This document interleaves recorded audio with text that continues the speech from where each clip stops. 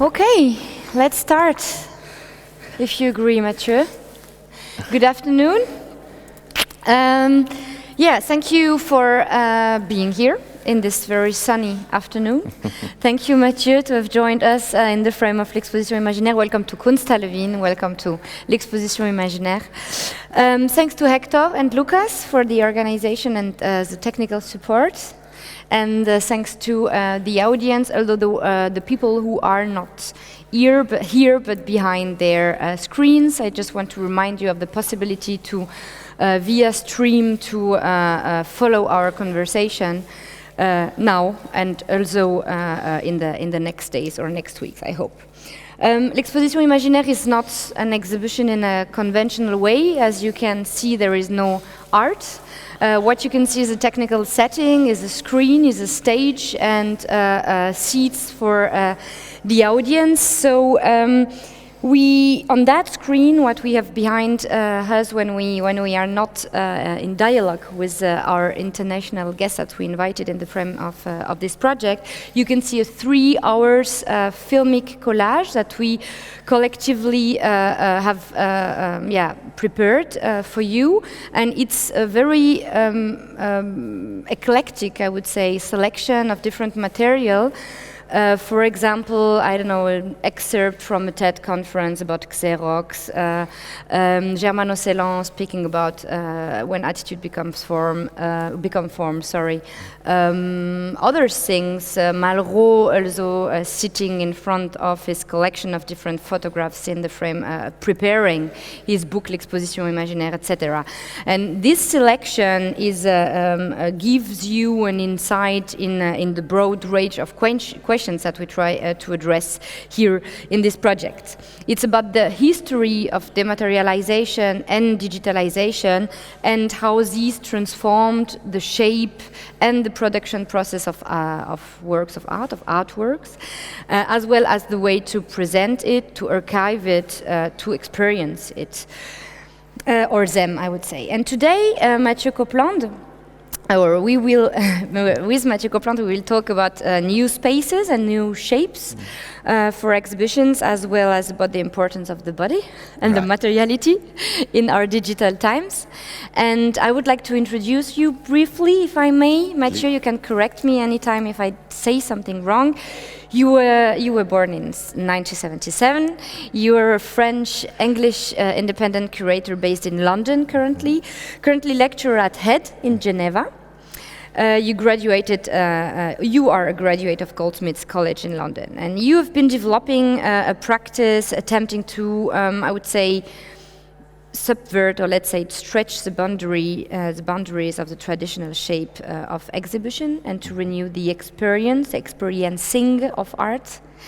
So language, space, time, body and memory are very important paradigms in your work. Between 2004 and 2006, you curated the show Soundtrack for an exhibition at the Musée d'Art Contemporain de Lyon, and launched the itinerant project Exposition Parlée, spoken word exhibition? Spoken word exhibition, spoken word which exhibition? is not on the internet, though. Sorry? No, gone. Which is not on the internet? No. What do you mean with that? Well, it's meant to be spoken. So there is no documentation at all about that. Yeah, but we will speak I'm about sure that. there's some, and I hope so. Let's make it convivial. We could nearly go outside, really. We could, if we wouldn't record. So, 2008, you presented a choreographed exhibition at Kunst Halle in Sankt Gallen, Switzerland, and at La Ferme du Buisson in France, nearby Paris. In 2009, you co-curated the exhibition Voids, retrospective at the Centre Georges Pompidou in Paris, and then at the Kunst Halle in Bern. 2013, you organized a series exhibition To Hear and Read at MoMA. And 2014-15, you were invited with Philippe de Crozat at Le Plateau Frac Île-de-France, and you did this very wonderful exhibition there. 2016, 1 week ago, you just opened in Geneva the exhibition of a film, right? Yeah, that's... among other things. That's right. So I would like to begin perhaps with your last project in date, the exhibition of a film. Right. I just read a short excerpt of what you actually sent me. An exhibition for a context, namely a film screened in a cinema, and thus as much an exhibited film, the film of an exhibition, or again, a filmed exhibition. You invited different artists to work within the filmic format to create a polyphonic filmic essay at the end, I would say, where a myriad of sounds and images collide, using all the possibilities offered by the cinematic environment. Can you tell us more about this project? Yeah, what I wanted to do again was trying to find out whether what is an exhibition somehow. What is it made of? Are there any boundaries? And if there are boundaries, what are these? And so over the course of working over the past 15 years, I've always tried to see what is an exhibition, its materiality. And then one of the questions that arose quite early on was, would it be possible to transpose the idea of the exhibition onto the cinematic medium, which is a question that has been occurring in the history of art, namely Hans Richter or many others. But I was trying to think if I could, rather than use the idea of the collage with one piece happening after the other, trying to transpose the experience of an exhibition to that of the cinema really itself. And which is marvelous, because for a lazy curator like me, as I was saying to Luca last night, what's marvelous about that is that, then I don't have to choose where it happens. It happens in any cinemas. I don't have to choose its format. It's the format of a film. I don't have to choose its length. It's the length of a film. So you see, all these questions were resolved from the onset, and thus gave us the freedom to try to understand, which was the key to me, what could be an exhibition in that format. What could be an exhibition that would be a projected image and a polyphony of sound, which are the construct, if you just break them down, of a film screen in the cinema. And the artists were compelled to work in the filmic format? Well, or I never compelled them. I invited them. And yes, so that was the idea, really, to use either a projected image, a sound to be heard, or both. And with only two rules that I didn't set so much for them, the artists, as much as to me, there was two things I knew I did not want to have.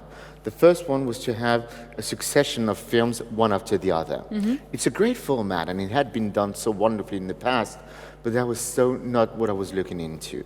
And the other thing, which was something that David Cunningham, the wonderful musician based in London, told me very early on, the last thing you want to have with a project like this one is how can I say that? Yeah, an epic structuralist film.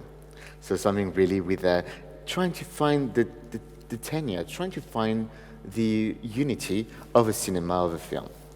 And so with these two constraints that I put to myself, I thought, well, how can we start working? And thus, it became what would end up being an invitation to 46 artists to each contribute to the film in order to create its reality, and thus to give the spectator its experience.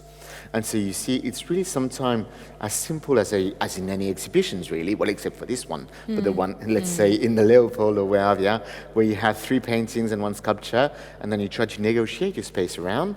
But here you negotiate your space without moving, since you seated in the wonderful red chairs of the cinema, and you have to focus upon what you really want to see or hear, or if nothing, fall asleep nicely. It's really about that moment, just to give what, let's say, 100 minutes of your time, knowing that given being within the cinema, you are forced, or you actually, you are invited, let's say, to experience the time and see from there on, how to take it forward. And is it one cinema or different cinema? All of them. Well, I really use the idea of the cinema as a generic term, in as much as we try to approach the notion of the white cube as a generic term, which of course it is not, but nonetheless its constraints, as we can see here again today, are very similar though. And so what was exciting to me was that any cinema works upon the same constraints, that is of a projected sound, a projected image within the space, 5.1 with the speakers hidden behind the screen and what have you. So the constraint being always the same everywhere, you have always the same modes of presentation everywhere. But it's not it will have, and that's what I've discovered with that film, of course, wherever you go, the acoustic will be slightly different, the film will be slightly different, and nonetheless, it is within this difference that the unity of the exhibition, I think, is achieved somehow. Within the fact that it's, one of the things that we'll see, even though today we're within an imaginary exhibition, it is still rooted in its format and its length. It is, let's say, a project that lasts 2-3 months, and then after that, it just disappears and goes away. But what was interesting with the idea of the exhibition of a film is that it lasts for 100 minutes long, but then you can replay it again. So therefore, it's a kind of bringing forward the idea of an everlasting exhibition in time, still rooted in a sequential experience of your own time as a spectator. So that duality of experientation and time was ever so important to me with that film. And how can we imagine that? Because you are speaking about like a non-successivity, or you didn't want to have like these sequences just like following one after the others. Do you have like screen shared, or do you, what is in terms of like what can I imagine? Well, just for me to know, because I didn't see it, unfortunately. I know, yet. And I wish it'd been here. It will come one day to Vienna, I'm sure. It's because, it's unlike what you put forward with that wonderful show here. You say we can replace the space by another one, that of the virtuality. But the virtuality, though, still comes with rules. And that exhibition of a film comes with a different set of rules, and that is you need to experience that film with the polyphony. The polyphony of sound, the polyphony of images, still using only just the one projection, only just the one time. So it's not about bringing forward in the cinema something that is not there. It's about using what is there in a different manner, in a different approach. So yes, there are times where there's a split screen, but not too often, though, because it was a decision that we've made with all of the artists that somehow Mike Figgis tried it in, whether or not it worked is a different story. For me, there was a kind of, when the polyphony was not successful and not nourishing, so to say, each of the very works. But sometimes what you have, for instance, you see on the screen a beautiful series of stills created by Mac Adams, a hero from New York State, as you listen to John Giorno reciting a poem to the music of Lin Ronaldo. So here you have, within the one moment, at tea time, not tea time, even though it's soon going to be tea time in an hour, but at a time called tea, then you have three pieces coexisting at the same time, and then as one withers away, smoke stops, then the other one continues and something else happens. So it's really the idea of colliding series of elements, really. It's really this idea of stratas and layers. Interesting. And perhaps like a little bit more abstract and not so precisely speaking about this project. We speak a lot since like decades about dematerialization of artworks and of museum spaces, like through different like technical way or not technical way. Of course, like it's also inscribed in a specific art history, and it's speaking about also the dematerialization is not only dematerializing through a technique, but also the dematerialization in the sense of the moment of the experience of art, where the artworks actually like transit through our brain, our body, etc. But why is it important for you to specifically address like the dematerialization or a rematerialization, as you would say it, of the exhibition specifically? Yeah. Well, it's funny. I mean, first of all, the etymology is always adamant to anything that we do. And one of the things, which actually a discussion that I had again lately with Lawrence Winner, as we were talking about that very notion, which is the term that Lucy Lippert put forward in the mid-1960s, which is that of dematerialization, to which Lawrence said to me, well, we're not magicians, there's no dematerialization. To which I proposed indeed the possibility of rematerialization, to which he would say maybe different procedures happening. But this notion of, that it is still one materiality, whether it's dematerialized and thought through brain waves is still a material occurrence nonetheless. Speaking is of a materiality, even though it's just these sound waves and all that. It's just always different incarnation and possibilities of that. And so I think yes, the notion of terms and the terms of notions as well is quite. I think it's quite essential in that regard for that approach. I'm sorry, what was the second part? No, there was no second part. I just like want specifically about like what is just important, like also to address that in the sense of the exhibition. That the exhibition, because the exhibition in a classical way has a very definite set of rules, which you actually address also, like with the idea of like, okay, there is a white cube, there is a I don't know, so-called liberty of like circulation, etc. Well, that's the thing there, because for me, and wherever you go, whichever show you see, and, you know, from that fantastic one that curated Luca over there to, I don't know, the Secession, you know, it's the exhibition that you see is never the materiality of the artwork that you see. And that is, for me, the interest. So if you think about it, the immateriality of the work is always the materiality of the exhibition itself. And that's what really excites me when I thought about it, that when you have two paintings on the wall, you know, the show's not going to be the two paintings, is not going to be the wall behind that. It's going to be somehow the abstract space created by these two paintings. So as soon as I start thinking about exhibition that way, then I resume or I try to resolve the equation that yes, the exhibitions, if there are any materiality, it has to be that notion of immateriality, that nothingness, that absence, that void, which is a very constructive voice, which is a very constructive absence, which is a very constructive, I think, overall scheme that one can think of.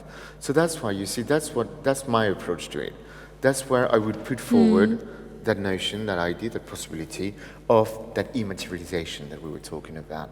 And I think that is what really brings, because then as soon as you start thinking about it, then maybe you can ask yourself, well, okay, how could I make a show then where the works of art are of the same materiality as the exhibition is? Which, what led me to, a while ago, to that series of shows you were mentioning earlier on, the spoken word exhibition. Because, again, an epiphany that I had working with Lawrence Winner when I invited him to contribute to the show, and he landed a piece for that show, where he spoke a piece rather, which, as simple as that, you enter the empty space, and then you're being told as long as it lasts. And what I thought was marvelous with that very work is that the work of art only lasts as long as it lasts to say it, but the overall exhibition being rooted with the idea that it's only a spoken word exhibition only lasts as long as it lasts to hear it. And I like the duality and unity and uniformity, not of the works, each of the work being radically different and having the texture, the intimate texture, and nonetheless each of the very work and creates that unity of something that only lasts as long as it lasts, you see. And that makes, and that's what really is so adamant to me, an exhibition being made of the same materiality as that of the artworks. And you see, and we would call it immaterial, we would call it dematerialized, rematerialized, but nonetheless, that unity that I strive for. And how can we imagine the spoken, l'exposition parlée? How was it? Were some performers? We don't even have, never performers though. No, so it was like performers. Okay. No, because I didn't see it, so that's why, and also for the audience, perhaps, just like who was there, which... I'm sorry if it came out strongly, I didn't mean it that way. No. Why no performers? Because one of the things that I was really seeking for with working with the idea of the spoken word exhibition was actually you would go to any given spaces and then the wonderful people who would be here as the exhibition assistant or attendant or invigilators, we would be in the space, you know, on our page with reading stuff. So it's always a discussion with the team of the museum to say, are you cool with that? Which if you're not, it's totally fine. Then the museum director who invited me or what have you will be happy to do it. And it's fine if you don't want to. So it's always, and then they just had the pieces of paper with them, and then they would be reading the piece to you as written by the artist. So it was not about performing, it was not about putting forward a new notion of dramaturgy, which we have plenty of it, even though more today than ever. So no, it was not about that. It was really about the experience of the work as spoken by by one person to another. And also, why was it so important to me? Because it gave you also the possibility to say, well, if I want, I can go to Niklas' office and say, can I hear the work by Colin Quist or Tristan Mitchell or, whom have you? And then he would need to stop whatever he was doing to read it. Or I would go and say, can I speak with the Curator Anne? And then you would have to stop and give the words away.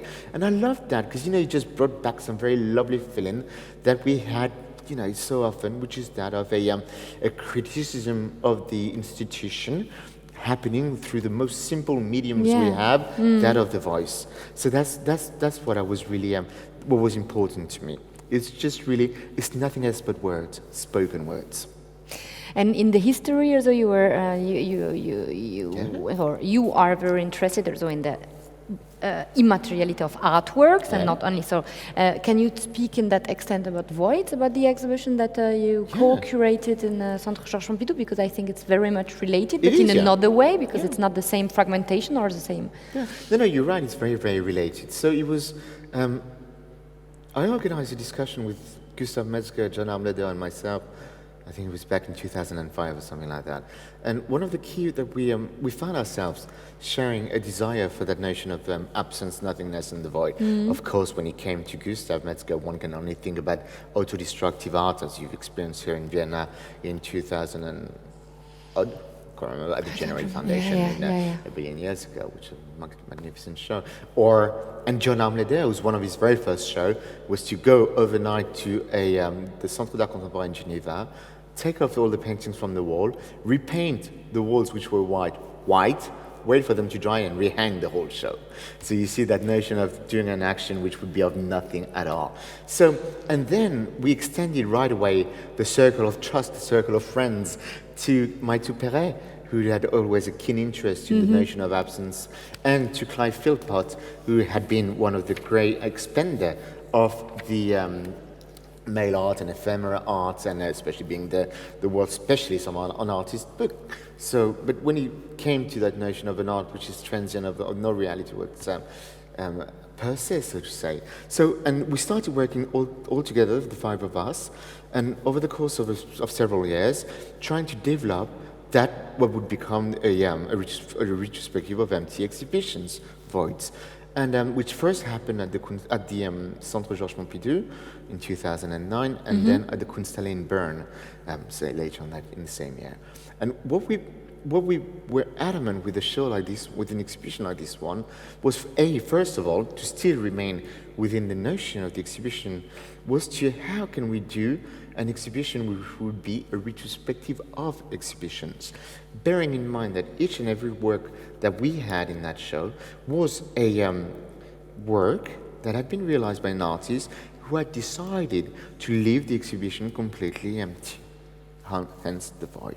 And so that's a beautiful moment in art when comes at one both a work of art and an exhibition, one and the other being it.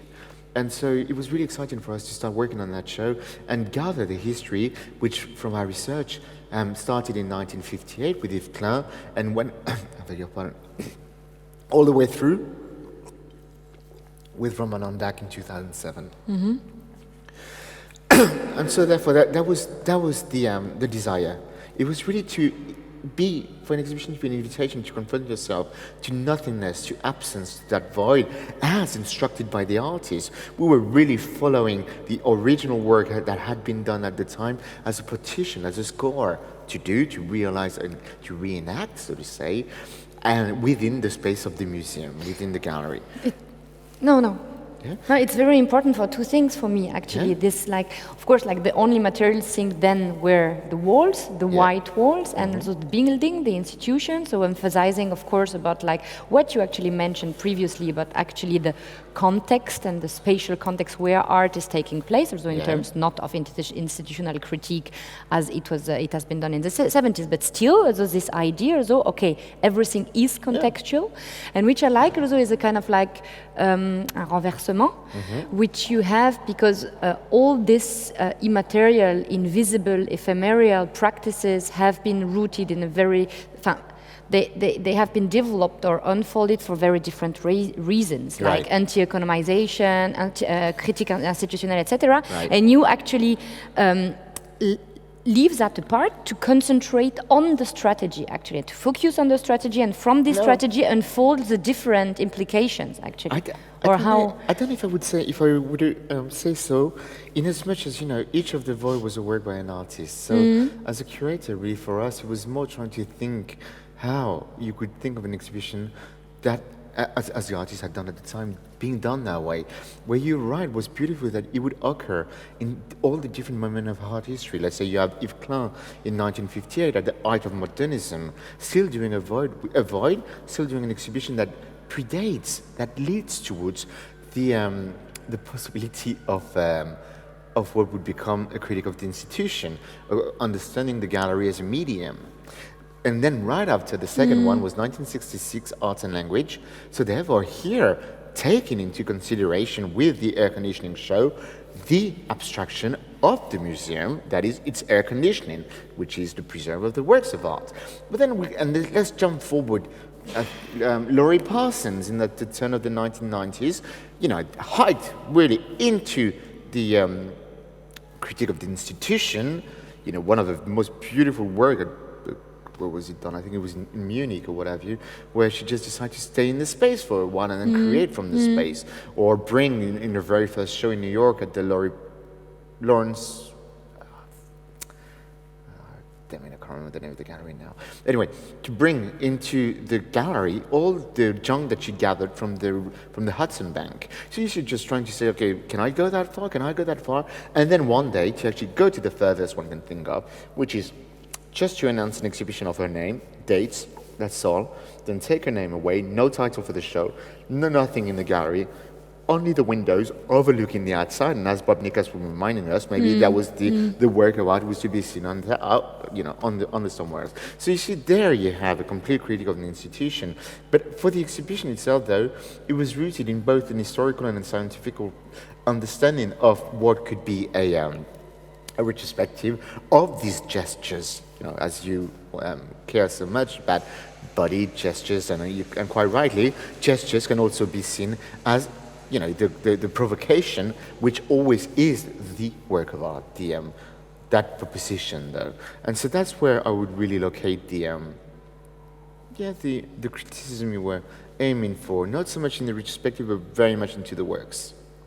And was it a way also to make the spectators think more harder about actually all this context without by depriving them for any direct direct material? I disagree that it wasn't. I don't know. No. I remember actually because I see it and I was not, but I don't see. I was reading in of course in a very professional way, so I don't know how the spectator would react. It was the beauty of that retrospective was to confront yourself to the void and to think, okay, yourself, here you have, I'm in that room which is allocated to Stanley Brown, and then I go to another room which is exactly the same, white walls, white what have you, which is allocated to Robert Irwin or Barry or Bethan Hughes, and you feel like, whatever, it's exactly the same room, and nonetheless, though, if I engage in that notion of trust here between the artist, the spectator, the curator, and in the middle of that triangle, the work of art, I experienced something different. Having read these wall texts that were the welcome to that retrospective, and that explained to me and gave me the onset and the reasoning of why these artists had done that at the time. Here I go there, and I do the experience of a void in a radically different manner than the one before. And nonetheless, though, it is the same thing. That same materiality, formally equal, but conceptually radically different. And that's what I cared for. So, I thought it was rather than depriving the spectator to anything, to the contrary. It was a great giving away. It was a great moment of it. And even for myself, as the first spectator, I'd say, of a show, I'd be there and experience it. And that experience was adamant. And of course, we were not depriving of all of the memorabilia, the great posters, invitation card, and what have you, which I love and I adore. And as we were saying with Luca, we love them, but then once they're folded, what do we do with them? We don't know. But all of these were in the book. So you see, you had access to the history, the veracity of history you could go to, but also the experimentation, to experience something and to experiment with something was present as well. So you see, I would see on all these different layers unfolding. And last but not last, as in an imaginary exhibition, of course, what you had was a succession of, let's say, 9 empty rooms, right? Which was a third of the museum itself. So as you would evolve within those 9 empty rooms, one would start to wonder, well, if I'm experiencing a retrospective of empty exhibitions, do I have to do the tour 9 times in order to experience 9 exhibitions, or once the 9 exhibitions? You see? So it was about trying to locate and question. But the question really came from the works of art. What excited me as a post-reader of our own show was more trying to think, okay, there could be an exhibition, there could be an exhibition of exhibitions, and the plurality is thus adamant, and the plurality of voices, as we said, over the polyphony, and there we are. Yeah. That's what it was. That's why it was. That's where I do still locate that provocation. And a philosophical investigation. Oh, yeah, of course, yeah. Oh, an historical investigation. And experience. So back to the experience and back to the body, but back to the future as well. But so, on the other side, you re-inject a little bit, or this is my reading of your work, the body. So your exhibition are immaterial, deal with immateriality, but still are conceived around a very strong idea of corporeity.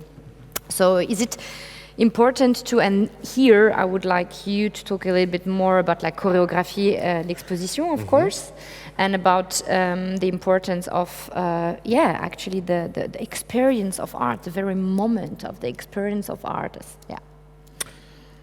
Well, 2 things. I guess again you're right. Starting with the exhibition itself, what was interesting to me at the time was really to think about how, very much in the same way, that when we started working on the spoken word exhibition, we asked ourselves, is an artwork spoken an artwork? Where do I locate the work of art when I speak to you? Let's say I say that the most magnificent piece by Yoko Ono. Having just met you, are you there? When you entered the space, you ask Yoko Ono's piece, and the only thing you would be told by the person in the space would say, "I love you," which of course I adored. That was an incarnation of Yoko Ono's entire body of work somehow, that notion and that sharing. And you see, that was extremely important to me, where would you locate the work of art within the spoken word? And when it came to trying to think and constructing a choreographed exhibition was pretty much the same. Asking myself the question, how could I make an exhibition of gestures, of movement? Movement, playing with the fugacity of a movement, playing with the ephemerality of movement, of the immateriality of movement. Because when you do a triangle in the air, the triangle is not my hand. The triangle ends up being the memory you make of the gestures I've just made. And so it came to just being very simply inviting 3 dancers to be in the space constantly, realizing the exhibition itself as realized with 7 invited artists that would unfold from the very day of the opening to the very last day of the show. Really to unfold movement, to realize movement, to evolve with movement and memory throughout the course of 2 months. And that's what I think was very important to that very show. It was that very exhibition, was that experimentation of a movement through the body, but also asking yourselves, where do I locate the works of art? And thus, where do I treat the person realizing that movement as a subject or as an object? Of course, I would be against looking into somebody and say, I objectify you as a work of art. Quite to the contrary, it was that notion of interpretation that which is adamant to me, which was so important. And that is say, well, by realizing that movement, what I do to you and with you is actually realizing a work of art.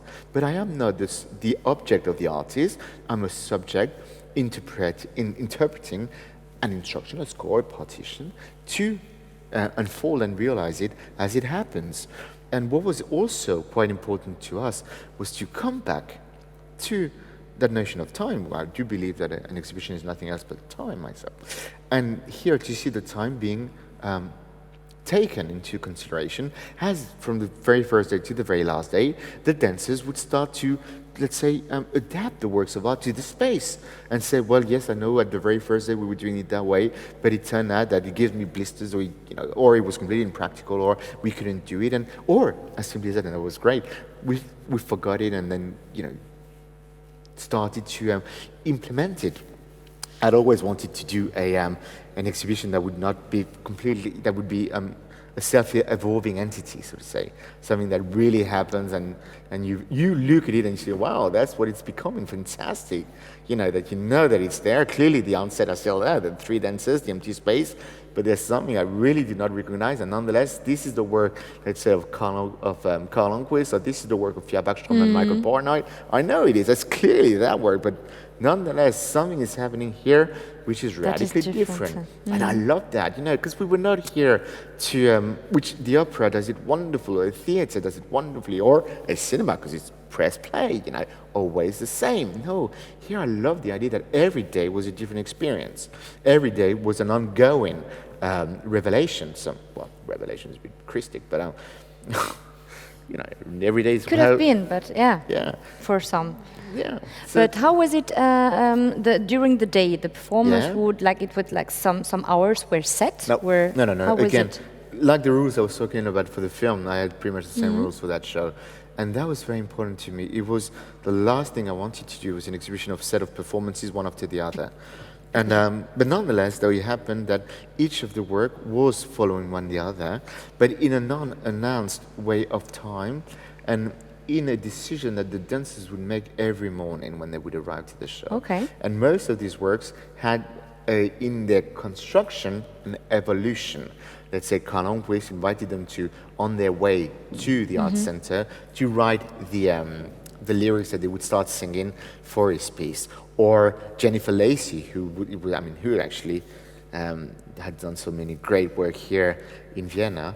And Jennifer was telling me so much about the squatting project. That's why we fell completely in love over her work. But no, what was important with Jennifer's contribution to the exhibition was that every day she would invite the dancers to actually organize the piece in the order they wanted, and organize the transition between one piece to the next, really to have that lien, as we'd say in French, that integrated environment of everything. So that's why it was really not a suite of performance, but very much indeed an experience, an experimentation, an exponential occurrence over time, over 2 months. How did the spectators react? They stay all along? They came back? Was it possible also, in terms of ticketing, to come back and to really live the variation and the repetition? Or well, that's the thing, because it was not done in a museum, but in a Kunst Halle Sankt Gallen, and at the Ferme du Buisson, there was no issue with ticketing, and therefore there was that notion that people who had one could come back. But the other thing, unfortunately, not living in Saint Gallen nor in Nogent-sur-Marne, I could not be there all the time. But Julie Pellegrin, who is the director of the Ferme du Buisson, who invited me and whom I loved working with her so much for the second incarnation of the show, told me that for her, she saw that it was one of the shows that the spectator would say the longest. Roughly 2 hours at the least. And why is that so? Because as soon as there was a relation with the body and with the movement, then there was a different expectation from that of your own relation as a spectator to an inert entity, painting, sculpture, whatever. Of course. So that was interesting. Also a responsibility. Yeah, indeed. Yeah. Because people are performing. If I go away, that's the thing. Yeah. They keep on performing, so might as well be there to be the witness of that. But also, which was exciting, of course, that notion of time and who lives time. In such a show like this one, that the only people who really experienced fully the exhibition were the dancers, not me. Unfortunately, I wish I'd been there every day, and not the Kunst Halle people, but very much them. So the memory lies with them, and that's something that I really thought was a beautiful discovery or experience for me. Did you choose a dancer? No. Okay. Who am I to choose anyone? Well, I don't know. But who chose them? So what we did a partnership, first of all, in St. Gallen with the Tanztheater. Have you seen my German? Tanztheater, like that. and and so and they agreed and they accepted to be part of the show. So it was great. And then the whole team then took turns so that there would be always 3 dancers in the space doing realizing the work. And then when it came to taking the exhibition from St. Gallen to La Ferme du Buisson, well, the notion of interpretation really came onto me in a strong way, saying like, what does it mean to redo a show like this one? Because as I was working on that show for quite a while before the show happened in St. Gallen, you see, quickly I realized that one of the things I could not do is I could not rehearse the exhibition. Because to rehearse an exhibition of 2 months is to make it. So therefore, when it started, and it was also. So I thought, well, hang on. The last thing I want to have is transpose or invite the dancers from the Tanztheater in St. Gallen to La Ferme du Buisson. That wouldn't make any sense. Anyway, it would never have been possible though. So one of the things I said was to keep on that notion that if with a choreographed exhibition, it was about trying to think how you give a score as written by the artist to 3 dancers in order to realize the piece. How would I take if I take the exhibition and gave it again to 3 other dancers to incarnate again the exhibition, and thus that notion of interpretation. And thus we worked with a self-proclaimed group of interpreters, Le Club des Cinq, which unfortunately do not exist anymore, made of wonderful and fantastic 4 dancers that each were self-proclaimed, trying to understand the notion of what is it for us, for them, to be interprets in general on the stage, but also in practical on the as a person. Where am I a subject of an object? Where is my and we started talking together. And we thought that exactly that was the question I was asking myself. What does it mean to redo a show? What does it mean to take it somewhere else? And thus came that question of the second, a second coming, and a second incarnation. Yeah.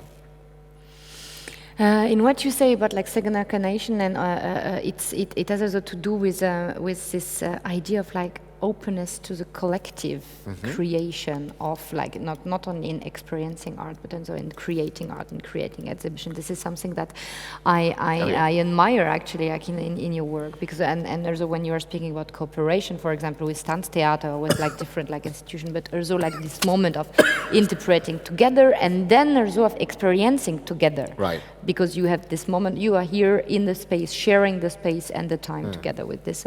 Why is this collective dimension so important? This plurality, this plurivocality. Yeah. Well, I think for me it's adamant. For me, there's no joy and pleasure otherwise. It's what I really discovered earlier on was that anyway, an exhibition is a social construct. An exhibition, a social construct of unexpected results, and therefore, whatever you think, you will be expecting a notion of sociality in terms of that sharing. And thus, you start with the fact that that there will be a public, so to say, that there will be a moment of sharing of them.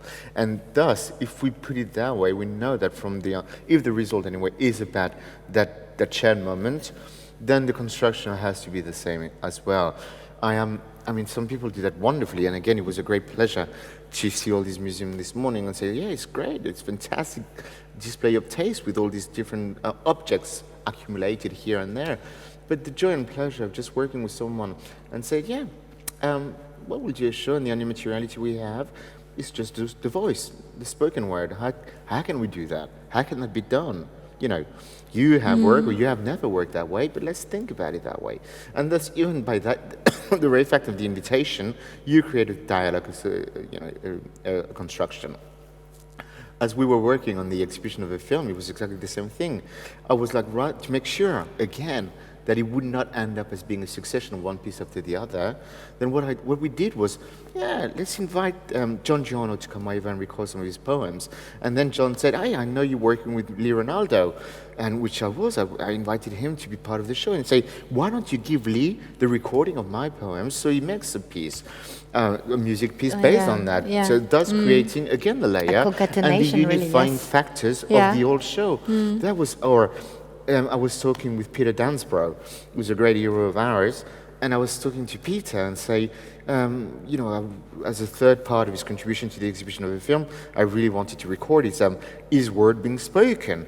And then he said to me, well, at the time, and quite often, whenever I do a recording of my words, I like to confront them to a soundscape of a city. And F.M. Einheit, the fantastic German musician, told me that at the time he was working on the recording of Munich. So I was like, well, great, I will give your words as recorded to FM and see where that goes. Like a field recording or what?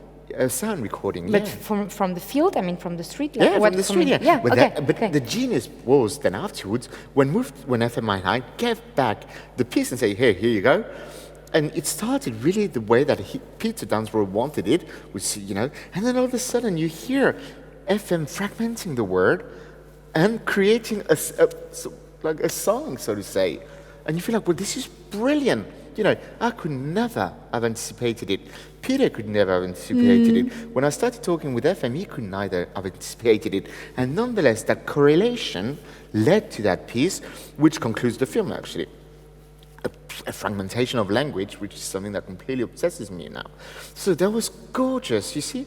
And so here again you have a notion, but another one, again and again, will be a discussion on every different level. Let's say I will include within my way of thinking and sharing the discussion I had with Giovanni Carmine, let's say, who was the director of the Kunst Halle Sankt Gallen, on a piece. It always will be that plurality of discussion that would lead to one incarnation. And that's the thing. It's always so that's why I think that the polyphony became for me one of the words that I could replace is a strong word, but at least make an adequation between polyphony and exhibition.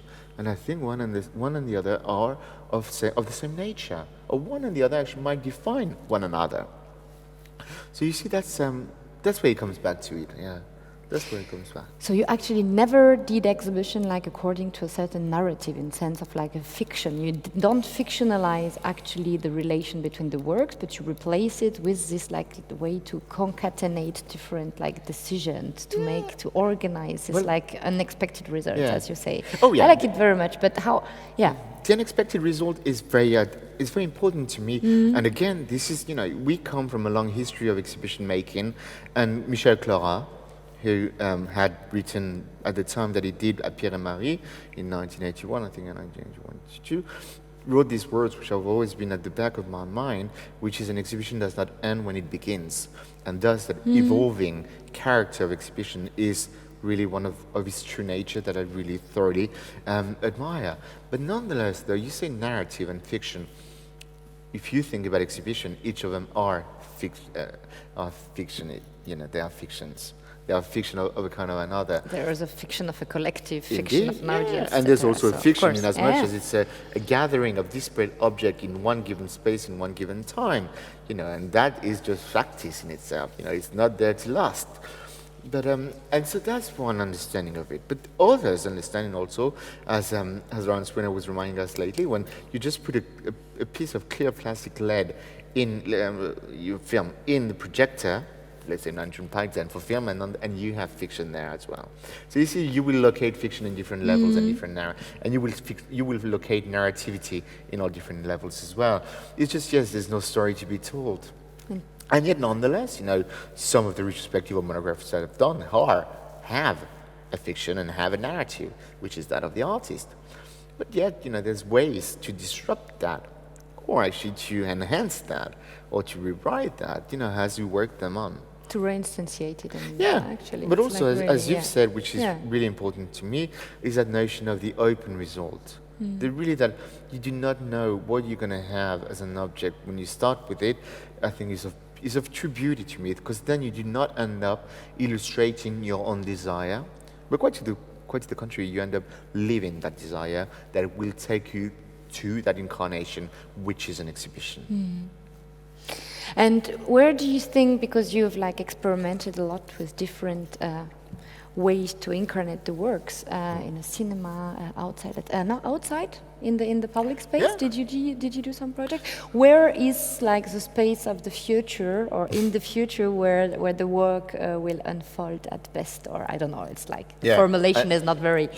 But no, you're right. The incarnation of the work is important. That's for sure.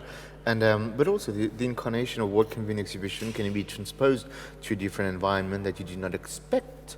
And again, many others have done that.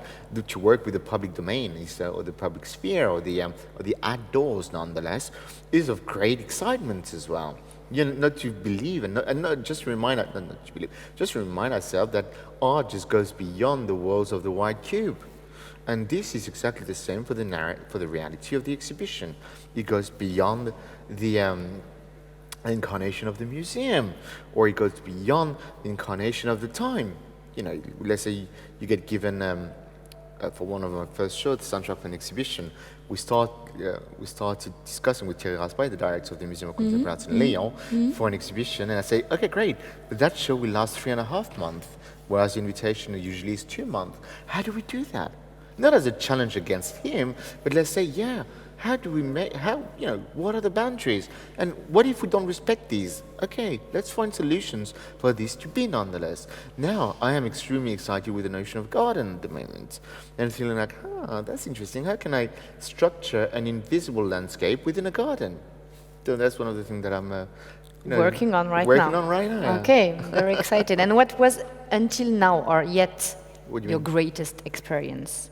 Or the greatest location. Oh, thank you very much. You're very sweet. But last question, or no? Maybe we just open to some questions. If you have some questions, the audience. Yeah, I want a question. I want. Thank you, Mathieu. Thanks a lot. You can. I mean, we can hear you. And okay. For the Luca. stream. No, Luca. You need to be recorded. Hello. Yeah, it's functional. Okay. So my question is, if you had to conceive a retrospective exhibitions of your exhibition, how would you do it, and eventually where would you like to do it? That's great. It's interesting. I mean, because also, I think somehow the memories of each of these exhibitions tends to be more interesting to me than the as a solution to re-experience these. Because what's interesting with the idea of retrospective exhibitions is if you think of the voids with all of the same materiality, or if you think of the closed gallery, they are offer all the same gestures, very radically different each time, and that's the beauty of such an endeavor. But when you think of one that takes movement, one that takes speaking, one that takes the film, and thus the context as its experiment, or as its desire for a context or a field or a narrativity or materiality or what have you, then one of the things that tends to be of the most interesting experience that I can think of is actually the memory of those who experienced it. Again, rather than anything, to have a dilution, as you would dilute water with water or anything, to have something that to go again away from the original element to create something new. And I think that would be of great interest to me to have that, to have these maybe fiction narration but memories. That's for sure. Hey? Oh, definitely. Yeah. Keep on moving. But memories who would transit through whom? Well, that's the thing. The spectator, or people who have experienced it, have done it, or people who have heard of having heard. So different grades, different degrés, je veux dire, degrees of distanciation and separation. Yeah. No, I think for me that's important. That's of great beauty. That memory. Yeah. Yeah. And memory because of what? Because as we started earlier on, what is the materiality of memory? What is it made of? Yeah, and memory actually coalesces everything what we were speaking about. No? I think so. Materiality, immateriality, the body, and the different the repetition and the variation, or the variation in the repetition, the constructions, the fictionalizations through memory, etc. Oh so it's really and a reality nonetheless. Yes, please. Dear Charlemagne. In all this last life, I got involved in all this sort of stuff about 50 years ago. Right. And there was like not so many things happening. Right. And now there's just so many things happening that now there are things happening on things that are happening on things that are happening on things. And you're talking about doing a bunch of things that are happening on things that are happening on things that are happening on things. And that's what everybody's doing now. We're all sort of like overbooked with all the, and then I'm wondering, like, in 10 years from now that if we're doing this today, like, what are we going to be doing? Like, what things will be left to be done in these places? Because in the end, I mean, for example, I just was at the New Whitney. It just looks like a bunker. I was at the Vuitton. It's a bunker. All these, this place, it's a bunker. I like in all these things, like the last 50 years, why isn't there another, like, why don't we give up all these, like, these things are not so, I mean, even this conversation, I mean, it's fun that all this energy is happening because we're all talking and everything, but why are we in such these ugly, closed places? And like, what is so now we're doing all these things about, well, what about if this place, and what if this is not the place, and now what if we don't do this place, and now if we do it, why does it all look and sound the same? All these white walls, all these like buildings looking like bunkers. And why are they like bunkers? Now, what does bunkers have to do with bonkers? I don't know if you know that word. You know what the word bonkers is? I mean, so I'm sort of confused about like now, because it's really interesting that there is a whole new generation of people that I don't always understand why or what they're doing, which I find interesting, but why are we stuck in these prisons still? Why do we let like these architects take over our lives? Why can't all this sort of like these anti-possibilities and these sort of like, we don't know what's going to be, and well, it could be and maybe it can't be. How can it could be and can't be in a room like this, for example? No, you're totally right. I mean, we are still stuck in this. So I'm confused about, like, if we are going to have eventually a world, let's say that this is the beginning of a whole revolution where things are going to be different than they were, how come they're not different than they were? And we're stuck in the same... How do we break out of this sort of rut that even now there are so many thousands of us, you know, I mean, not to be in any way, I like now that there's so many people. When I started as an artist, we were a few hundred. Now there are hundreds of thousands. Well, how come if there are hundreds of thousands, we can't find 100,000 different spaces and points of view and really different approaches, like, because we're here sitting in a room with not such good sound, and we have a microphone, and it's like the same thing. I mean, I'm sort of confused as to why, because we're all real like excited. Like when I go to dinner with any of you guys, so we have so much more fun, and there's so many more ideas coming out, and then we go to these places, and we're stuck in, it's like some kind of a rut. And so I'm wondering, like, okay, let's say this is a transitional moment. Well, then a transitional moment of what? If we let Lorenzo Piano create a Whitney will now exist for another 100 years, we don't have any choice now for the next 100 years. It cost them $1 billion and something. They're not going to break it down. They're not going to say, let's break it. They asked me, Jay Sanders asked me, well, what would you do with a space like this? I said, I'd break the whole place fucking down. Why don't we just like break it down? And then he looked at me like this and he laughed because he said, what a crazy guy. We just spent $1 billion making this place. He said, well, you know, everybody likes it because it has such great light. Lorenzo Piano. I said, you know, New York, if you get rid of this building, you look up in the sky, there's some great light. What do you need $1 billion on Renzo Piano to show you what light is? Well, I don't know if I'm making any sense about it, but it's just like we're like hamsters in those round wheel, things. And how do we get out of that? How do we really actually make all this sort of like, because we're all such exciting, sexy, interesting, dynamic people.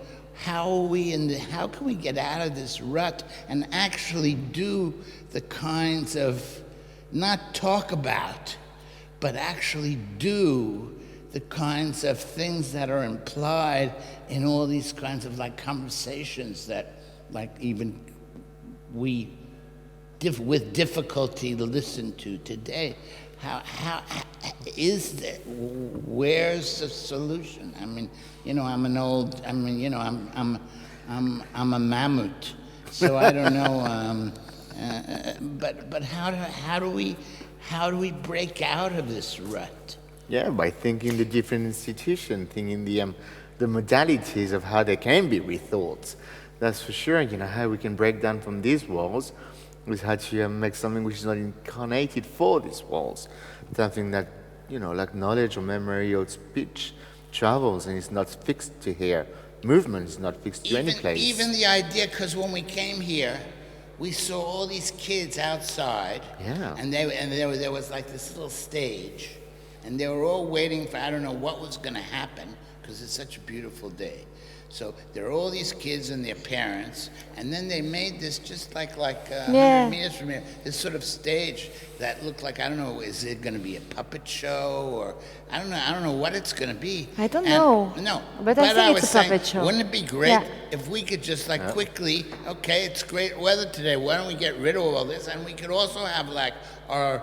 Why do we have to be in this, like, you know... Did I not say that? Can't we have why can't we, like, quickly, like, you know, we can do everything now. But we discussed that already. Yeah, you're right. I mean, if Renzo Piano can spend $1 billion just for a little bit of light, why can't we have a puppet show? Because it's a nice day. What are we doing in this room? And not many people came because they wanted to be outside. So, no, but the first thing would be to be more flexible, like really to decide, okay, there's the word. The weather, there's the word. The institution is so rigid. Flexible. We'd have to create structures and ways, points of that view are elastic. that are flexible. No, but you're totally right. And we were speaking yesterday with Dieter Bogner about this specific location here with the Museumsquartier, which can be seen as a fortress, but which can be also seen as an island, where actually like kind of like heterotopia, where people can just like meet without consuming, without being as well. But still, it's super difficult to do something outside. So, and Luca knows that. If we want to just like do a talk outside or to place a sculpture even, we have to ask like 6 months before. I know. Or, you know. But so it's, of course, the flexibility, the non-bureaucracy, it's, yeah. Be sure that the weather and, on this day will be right so we can go outside. The kids can do it in 2 seconds. Yep. And we need 6 months before and $1 billion. Well, the truth is, we could do it in 2 seconds as well. And that's the thing. And the thing is also to quit, because I mean, I don't know, I don't know very much like the scene and the history here in Austria. I'm not like that long here, but still, it's like the problem is that we are stuck still in representation. And we are in a place of representation. This is a setting of representation because we are just like me and you speaking, so there is no proper debate. I mean, of course, you can speak also, but it's, you know, this all is stuck in this kind of representation moment. And actually, yeah, we should go in the street and share. That word that you just said to me seems to be a real important necessity for the next like 10 or 20 years. Flexibility. Is that like what? Then we can get out of these ruts, and in a second we can do something else, and we can do it in another way. And you're just saying, well, no, but can't we have to set it up 6 months in advance.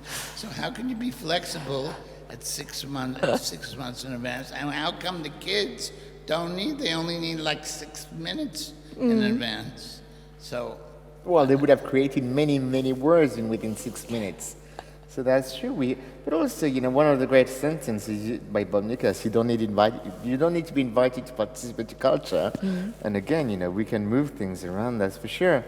How long will it last for? That's a different endeavor. But let's take it outside. So let's get out, yeah. Let's get out. And it makes me think about, because for the last 50 years, people are saying, Charmin Paladin, his work is so childish. And I was just thinking about that. Children in 6 minutes without $1 billion can do whatever they want, and we adults take 6 months and $1 billion to be able to organize anything.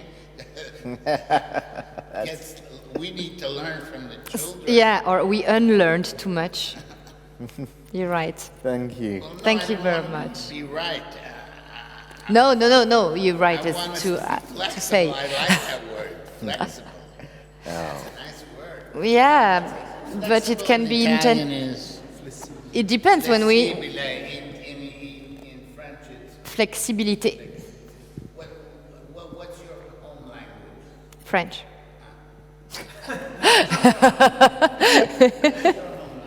Let's take it outside, Charlemagne. Let's ask everyone outside. Okay, thank you very much. See you hopefully next week. When is the next? Tuesday. On Tuesday. Hector, could you help me? Who is speaking? On Tuesday evening at 7 p.m. we will be talking to Chris Fitzpatrick from the Kunstverein in München. And tomorrow, for all those who are in Vienna and would like to join, there's going to be the book launch of Charlemagne Palestine's wonderful exhibition catalog from Kunst Halle Wien. Where? Where?